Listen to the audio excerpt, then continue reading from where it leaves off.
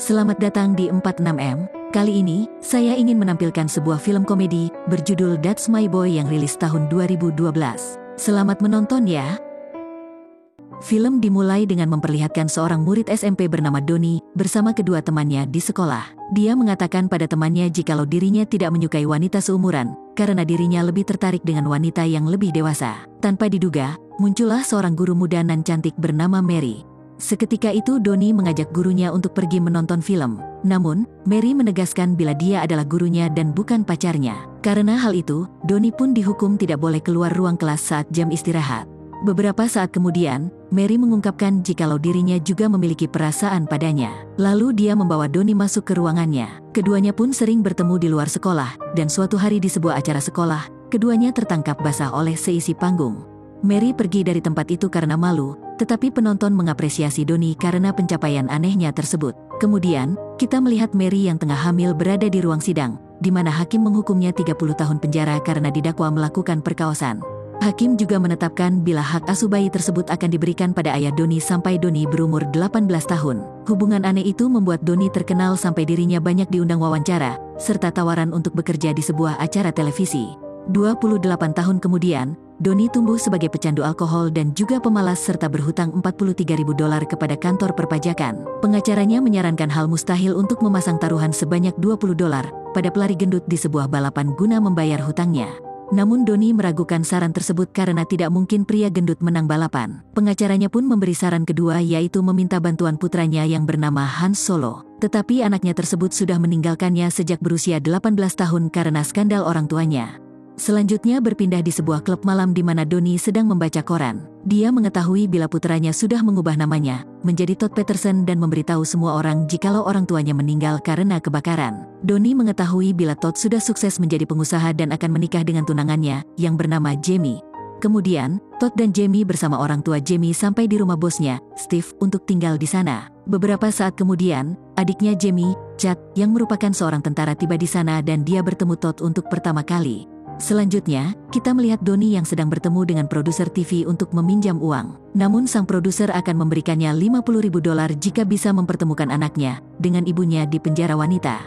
Kembali ke rumah mewah, Jamie memberitahu keluarganya tentang kemampuan Todd yang dapat menghitung angka dalam waktu cepat. Kemudian tanpa diduga, Doni datang ke sana dan hal itu mengejutkan Todd. Dirinya pun berpura-pura bila Doni merupakan teman lama lalu langsung mengusirnya. Akan tetapi ibunya Steve, Dolores, memintanya untuk tetap tinggal. Todd lalu membawanya ke kamar sambil memarahinya karena tiba-tiba muncul, yang padahal dirinya sudah merekayasa kematian orang tuanya. Doni pun mengatakan bila Todd harus menemui ibunya di penjara karena ibunya sedang sakit, dan dokter menyatakan bahwa hidupnya tinggal menunggu waktu. Namun Todd tidak mempercayainya dan malah menyalahkannya karena sudah tidak becus membesarkannya, sambil menunjukkan obat diabetesnya. Sebab, waktu kecil dirinya sering diberi sarapan kue dan permen setiap hari. Dirinya kesal karena saat berumur 12 tahun, beratnya sampai 180 kg dan membutuhkan usaha ekstra untuk mengurangi berat badannya. Doni pun membela diri bila dirinya hanya seorang diri dalam membesarkan Todd tanpa dibantu siapapun. Tanpa diduga, Jamie mengetuk pintu dan meminta Todd untuk menjamu tamu yang sudah datang. Todd pun menyuruh ayah yang dibencinya itu untuk memakai dasi sebelum bergabung ke pesta. Walau sempat menolak, Doni pun setuju ketika dijanjikan $400.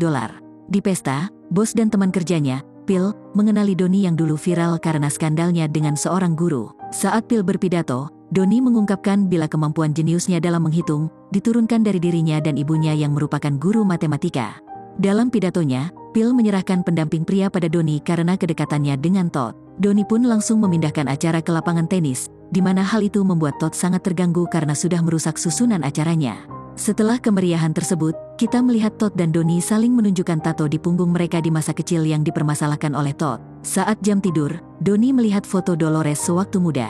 Keesokan paginya, Dolores masuk ke kamarnya dan melihat banyak tisu di tempat tidur. Saat dia merapihkannya, Todd muncul dan mencoba menutupi kelakuan Doni.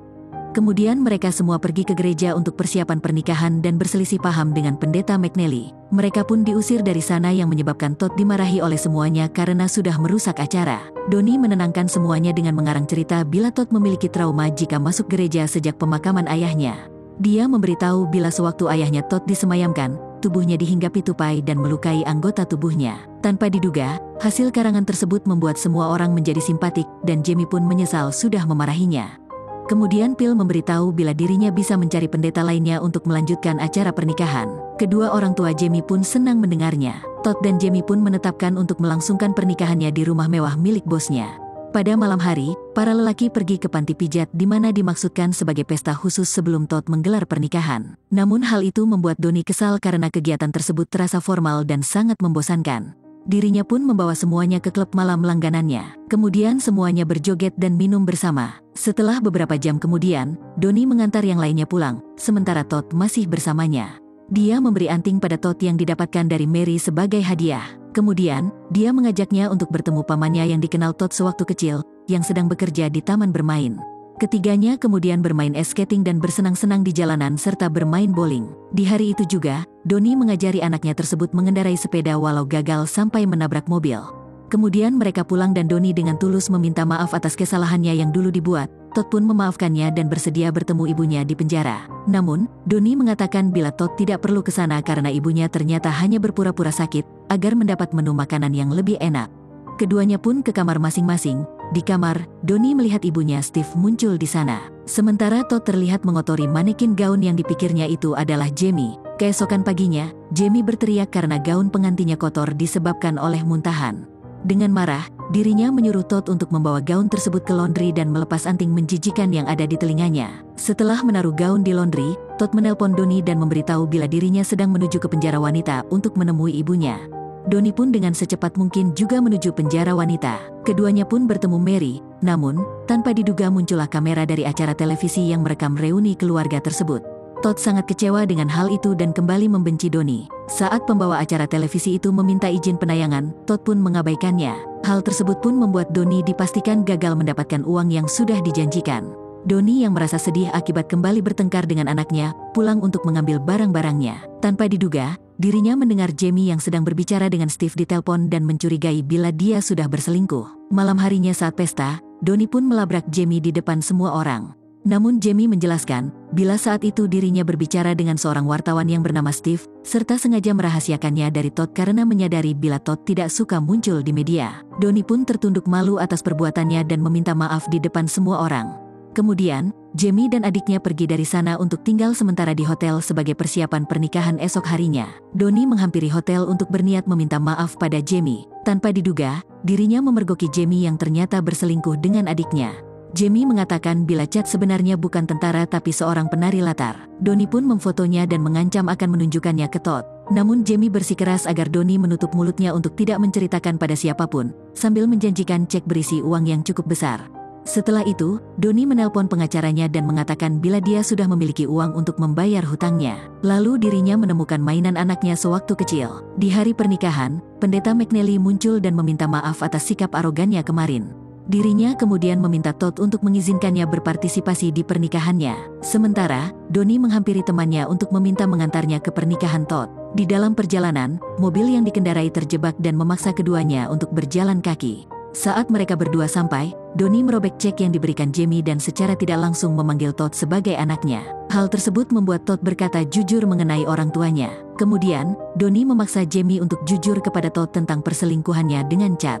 Setelah beberapa saat, akhirnya Jamie berani membisikkan perselingkuhannya. Todd pun yang kaget, memberitahu semua orang dan membuat syok orang tua Jamie beserta tamu undangan. Lalu Jamie memaksa Todd untuk menikahinya karena mereka sudah saling membongkar rahasia di depan banyak orang. Namun, Todd menolaknya dan dengan bangga berkata bila dirinya bukan Todd Peterson melainkan Han Solo. Donnie sangat senang dengan keputusan anaknya. Tanpa diduga, Jamie mengambil pisau untuk menyerangnya, namun Donnie dengan sigap menolongnya. Chad pun marah dan berlari ke arahnya. Tapi Pendeta McNally datang untuk membantu. Akhirnya, Han Solo menerima Donnie sebagai ayahnya dan mereka meninggalkan pernikahan dengan bahagia.